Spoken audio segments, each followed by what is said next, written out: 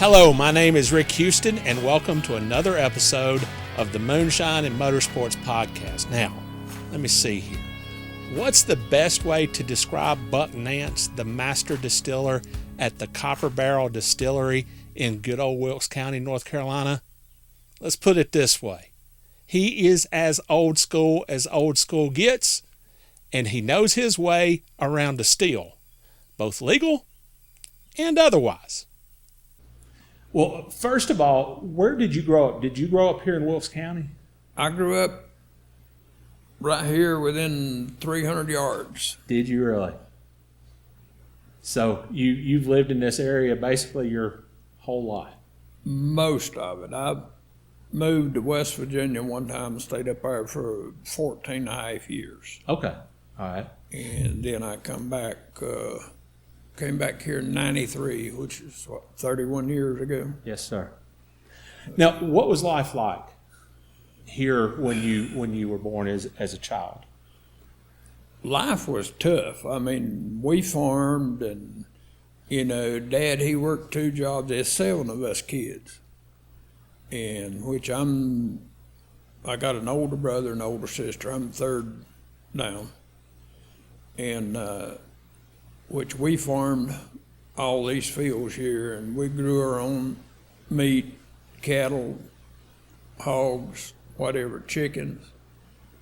And, Dad, he worked 2 jobs to feed us all and made a little moonshine on the side.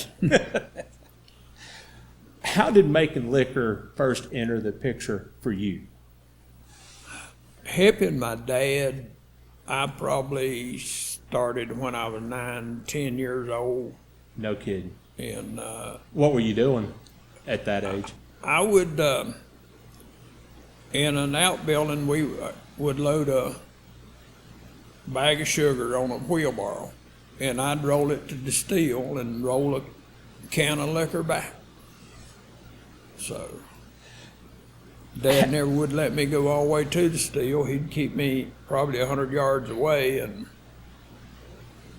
meet me there. So now, why wouldn't he let you go to the still? He didn't want me to get involved in it. Okay. All right. So, how steep of a learning curve did you have in learning how to produce a good product? At what point did you start actually making product? When did you get to the still? I probably started on my own at about 14, 15 years old. Okay. And, then later years, Dad, he became a preacher, and he told me all the time, or preached to me, why I shouldn't be doing it. So your dad became a preacher, and he tried to get you to stay away from it. Right. Yeah, he didn't want me to fooling with it, but it didn't do him no good. I did anyway. The bug had already bit. Right.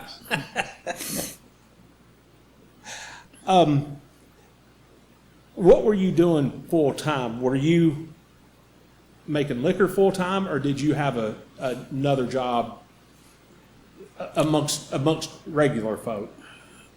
Well, I worked various jobs, mostly in automotive. Okay. Either as mechanic or body work, fabricating and whatnot. I run a body shop for over 40 years. Okay. So Here in Wilkes County? Well, here in Wilkes County and Princeton, West Virginia, too. I run one up there for about 14 and a half years. When did you move up there? I moved up there in 77. Okay, all right. And when did you first meet Junior Johnson? Lord, I couldn't answer that and be honest, but when I was a young man. Really? The so first. You knew him that long? Oh, yeah. Okay. The first time I ever met him, a friend of mine took me down there, and I bought parts from him to build a hot rod motor. That was probably in the mid-60s. So he was already driving at that point. Yeah. Okay, all right.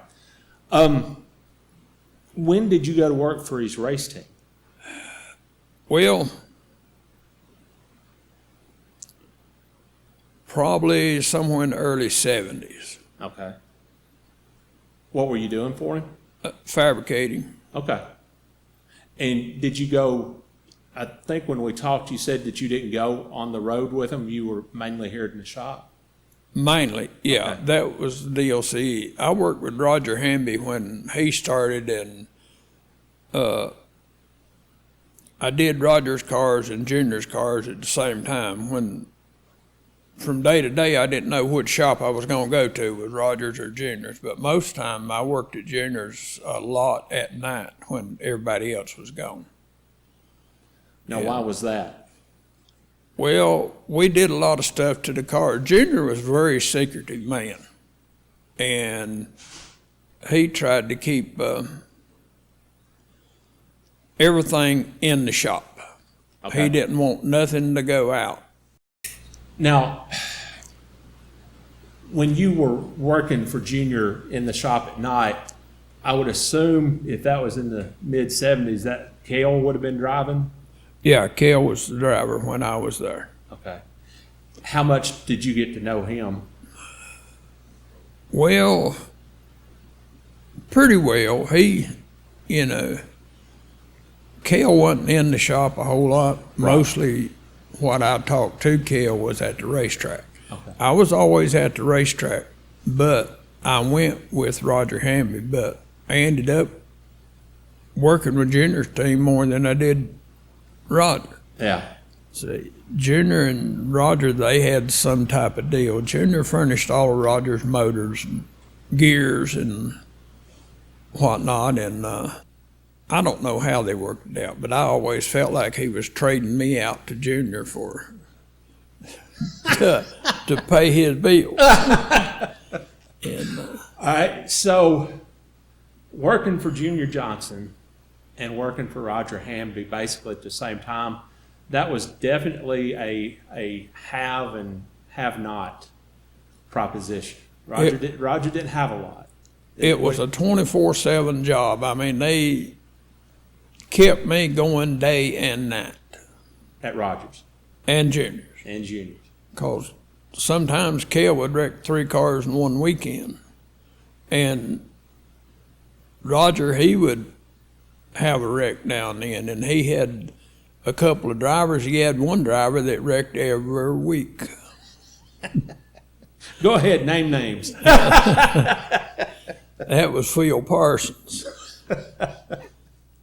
When Phil drove for him, you had to depend on putting sheet metal on the car every week. He would wreck every week.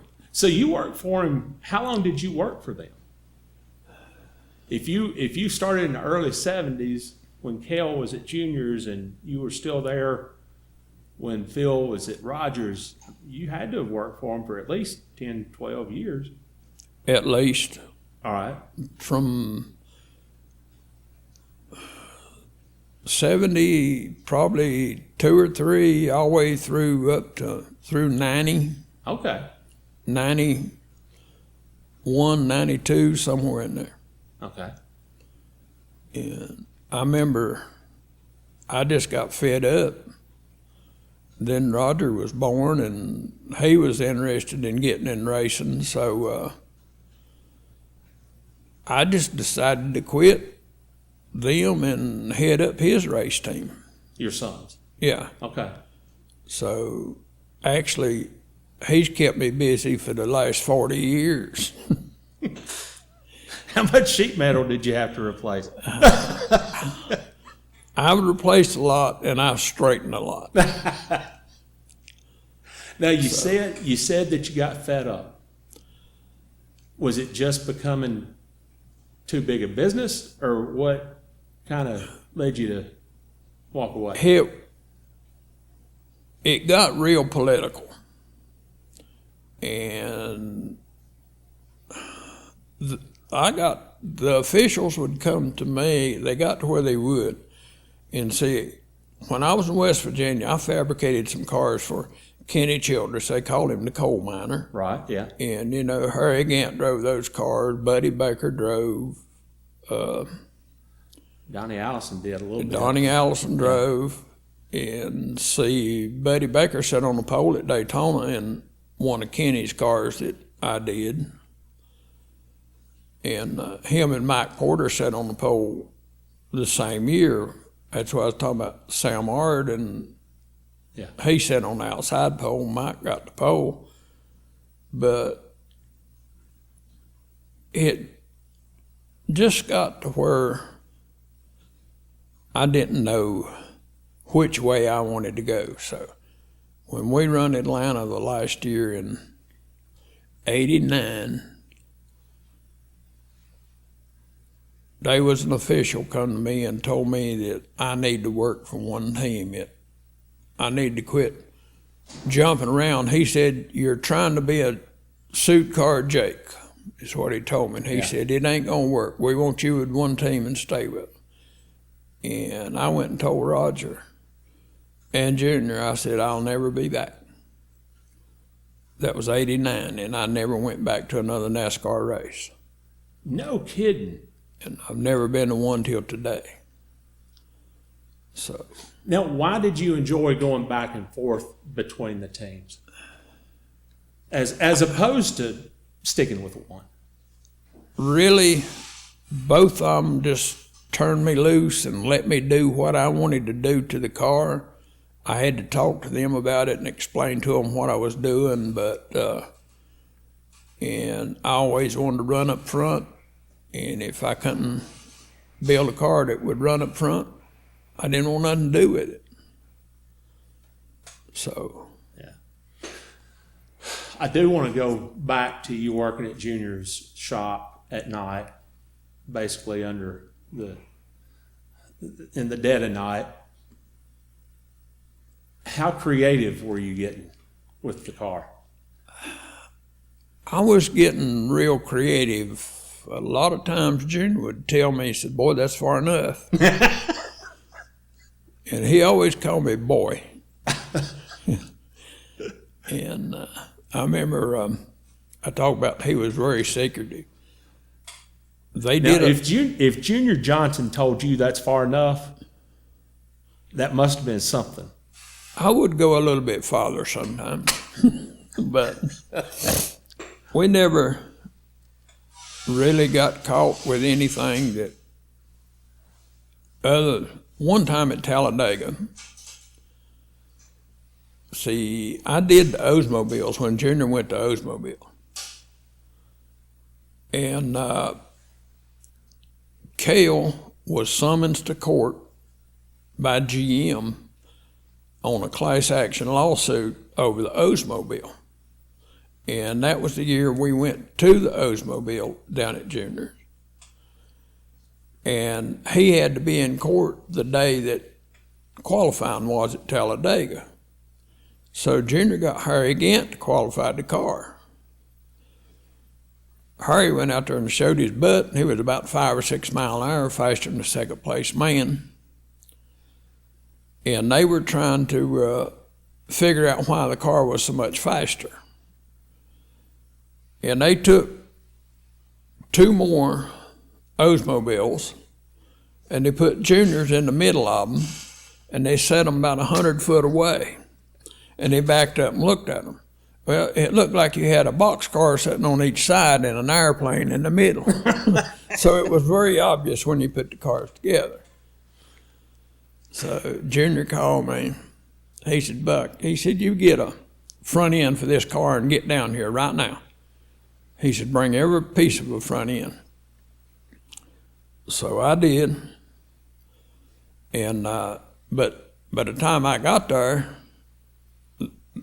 he called me early that morning. The time I got there, they were all coming out, and I was trying to get in. And I met them coming out. But anyway, Junior had talked him into letting him widen the car out an inch in the front. So we didn't have to put the front end on. I just took Bondo and fiberglass and added an inch to each side of the header panel, and they let it go. But I'll tell you some of the other story about that deal. When I was trying to get in the racetrack and they had to shut down, they were trying to get out. I met Junior. Thomas Helm was driving. Junior was in the passenger seat, and Roger Hamby was sitting in the back seat. And Junior told Thomas, he said, "You and Buck switch drivers." I said, "Thomas, you take Buck's car," and I got over and drove them. We went downtown somewhere there, Talladega, I don't know where it was at, some restaurant. And we were sitting there eating. Junior, he asked me, he said, "Buck, how much did you narrow that front end?" I said, "Junior, how much did you tell me to narrow that front end?" He said, "Did I tell you to narrow that front end up that much?" I said, "Well, I don't know. I sort of done what you wanted or whatnot." And Roger Hamby started just dying laughing. He said, "You two SOBs," he said, "y'all have spent all winter with that car. You both have lived with it every night." And he says, "Here it is. Neither one of you don't know a blame thing about it." It wasn't that nice of words, but he says, "Neither one of you don't know nothing about what went on with that car." And we never did talk about it. Did you ever mess with nitrous? Yeah. I'll tell you, deal on nitrous. I put a nitrous bottle in an oil tank and run the line through the oil line into the intake and whatnot. It was pretty well hid. Nitrous bottles, I don't know what they are today. I've not messed with it in 30 years, but they had a lid plug. If the bottle got hot, that plug would melt and blow out. This wasn't for Junior. I tell you, it was for Sterling Marlin. And we went to Talladega to practice, test. And with the nitrous, the car would pick up 3-4 tenths. Just squirt it going down the straightaway. This was when Sterling was driving for Junior? No, this was after Sterling drove for Junior. Sterling was driving, I believe, the number 4 car at that time. Yeah, okay. But anyway, we went out and tested 2 or 3 times and come back in at lunchtime, which NASCAR always shuts down at lunchtime, whether it's practice, race, or whatever. You go and take that hour for lunch. And we were sitting there, and that plug blew out of that nitrous bottle and blew the oil tank up. Oil went everywhere. This was in testing? No, it was in Alabama, in Talladega. In testing? Yeah, in testing, okay, yeah. I thought you said Texas, though. But anyway, Bobby Allison, he come walking down through there. And he stopped right in front of the car and started just dying laughing. He said, "Boys," he said, "what happened? Did your passing gear blow up?" So yep, that's what it was. he had already been there and done that. But nobody knew it. But we never did actually run the nitrous on the track. We never did build another one after that one blew up. No. I was scared to. I also heard at one point that when Kel was there was something about lead in the wheels, that there was some kind of trough all the way around the rim or something. I don't remember lead. Okay. But I do remember water. We would fill the tires full of water to get through inspection. And the first caution come out, whether it was 1 lap or 2 laps or the first lap, we always come in and jerk those tires off that were full of water. I weighed about 500 pounds. I'd say you could probably put probably 50, 60 pounds of water in each tire. And you could jerk those 4 tires off and lose 200 pounds real quick. They would have to be full of water. Right. Because if it sloshed around going around that racetrack, that would be... Well, water, unless you're just hitting the gas or whatnot, water won't slosh. When you run, that water will spread itself out and equal itself out. And then when you stop or start or whatever, that's when the water would slosh. Could you hear it? I don't remember, probably.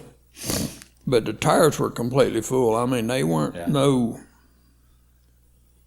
air in the tires. While you were working in NASCAR, were you still messing with liquor? Oh, yeah. All right.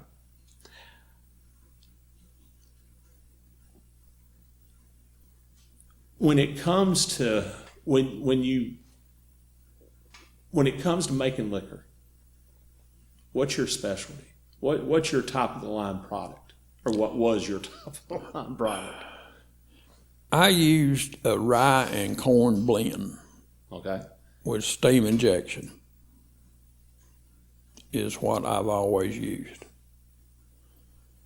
and which I've entered my Moonshine in several competitions, and I've got several medals. 10 or 12. I've got some golds, silvers, whatnot. It seems to me that to do what you've done, both in NASCAR and the mechanical work that you've done and making the liquor, there's a lot of ingenuity that goes into it. Finding the right method, finding the right recipe, finding the right setup on a race car, figuring out what works and what doesn't. How did you come about that kind of, I guess, curiosity? Well, I've always wanted to go fast. I like speed, and you can't run the same thing somebody else is running. If you do, you're going to run with them. You've got to build your own. We don't, for him, we don't buy no parts. We make all of our suspension parts. You know, we have our engines built to our specs most of the time. And just got to be different, to be fast. If everybody run the same thing, you're going to run the same speed. What was it like trying to stay ahead, one step ahead of not only the competition, but the law? Well, you just got to be careful. You don't never do the same thing twice. If you start getting in a pattern, you're going to get caught, you're going to get behind. We work on the car about every day. And like in Moonshine, you changed your route. You didn't run the same route all the time. And you didn't ever leave a steel at the same place very long. If you did, your neighbors is the one that's going to rat you out. In racing, Moonshine, anything else. Most time it could be your best friend. Really? And they get a little jealous over something, you're going to get caught. The juniors always said, prepare that car to win that race.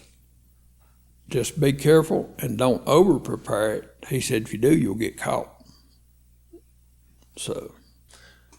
All right, so North Wilkesboro Speedway. How difficult was it for this community? I mean, you're within, what, 2 or 3 miles? Like about a mile away to crow flies. but it's 2 miles. Yeah.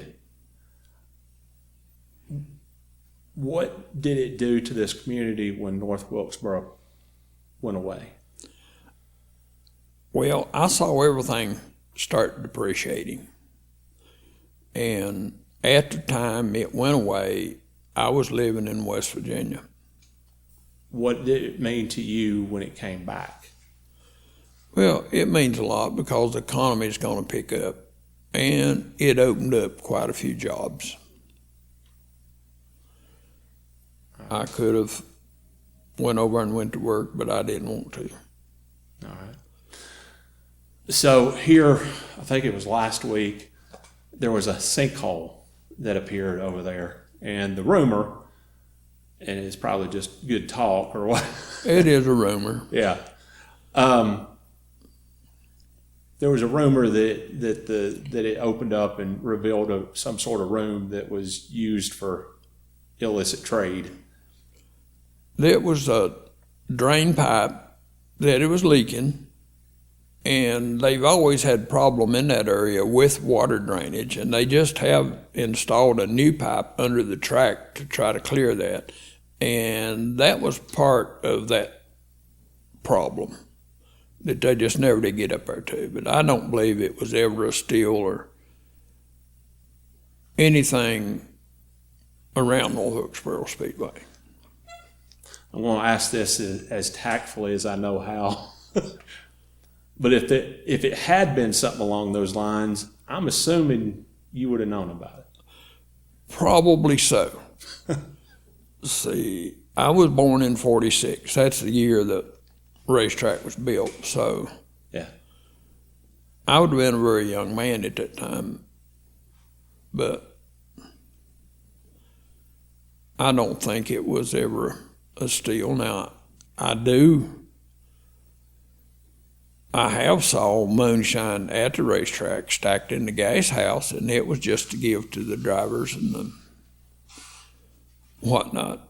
Yeah, that evidently was an annual thing. I used to work for one of the NASCAR newspapers, and my boss said that every summer or every spring race, there would be, when everybody was finished with their work, Enoch would hand them a mason jar on the way out the door. That's probably true. Right. I actually never saw him do it, but all of it went somewhere.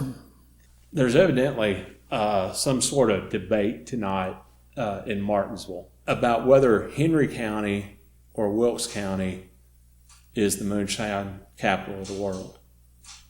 Where would you fall on that?